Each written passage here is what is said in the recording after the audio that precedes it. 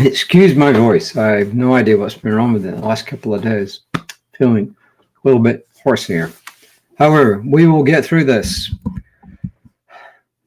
I just did the thought for the day, which really fits in well with the reading for today. And the thought for the day was by someone called Bodhidharma. I assume he's a guru. He or she is a guru. I don't know them. All know the way if you actually walk it.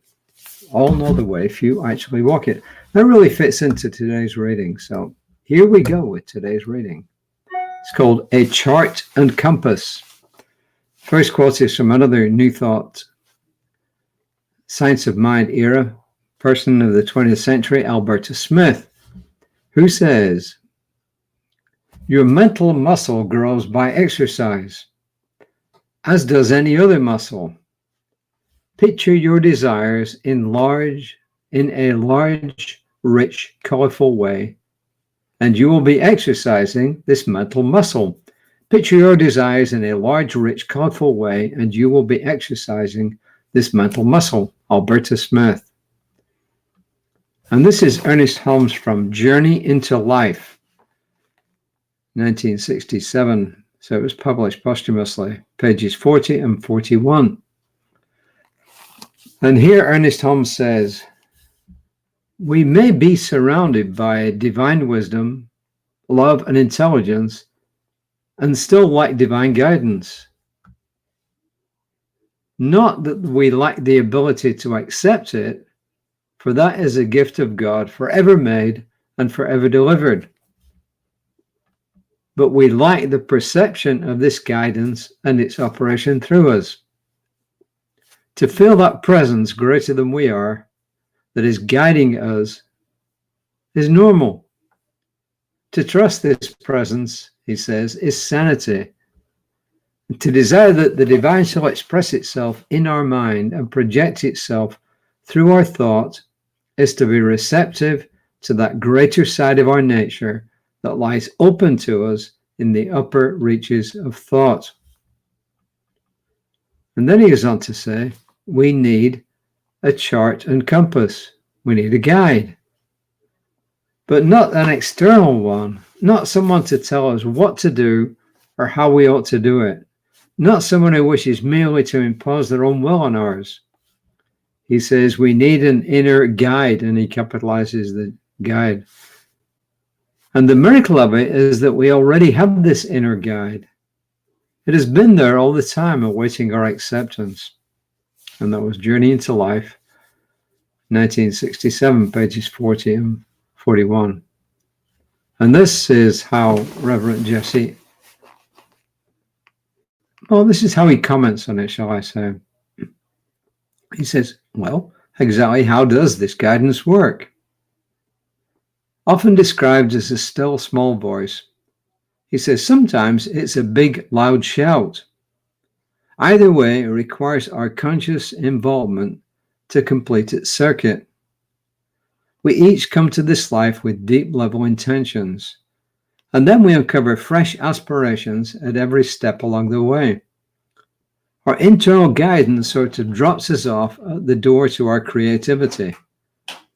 Then he says, crossing that threshold signals our acceptance and our willingness to act on what we have learned. So in the first place, you really need to accept that there is guidance available to you. Sometimes it comes because we ask for it, and sometimes it just comes out of the blue. It came to my mother once out of the blue when she always thought that she was protected, by God, by the angels. And she was walking down the street one day and there was a man walking towards her. And she said she distinctly heard a voice, not imaginary, not thoughts. She heard a voice saying to her in her mind, and she clearly heard it as a voice, "Mary, cross over the street." So she walked across the street and she walked down, and the guy stayed on the other side and walked past her.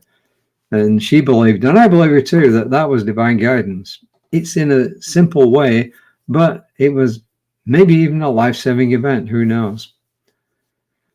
But sometimes it comes because we ask for it.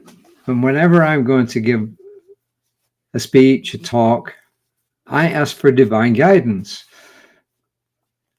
And I'm going to give the talk at our center on Sunday. And I always ask for Spirit to guide me. So I was happily wandering along.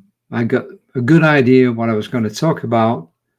And then something happened at an event. Somebody mentioned something, and I'll talk about this on Sunday, actually. And it completely changed the direction that I am going with my talk on Sunday. It just totally changed it completely. So those are two quick examples. The other way to do this is to let go and let God and see what comes out of things. And it's amazing what good can come out of it.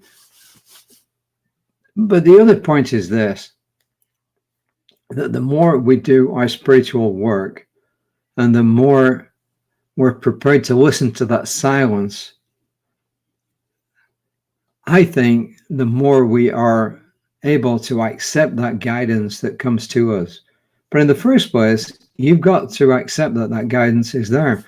And sometimes when you don't, you get hit by a spiritual 2x4, and there's been lots of people in history who've been hit by a spiritual 2x4, and all of a sudden it's dawned on them the direction their life ought to go in. St. Francis of Assisi, for instance, he was living a wild life, and then all of a sudden, woof, bang.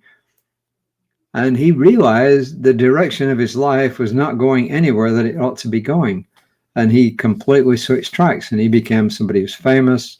And I've been to Assisi, and I kid you not, you can sense at Assisi that there's something holy about the place. And I believe that that is something that St. Francis of Assisi, left behind.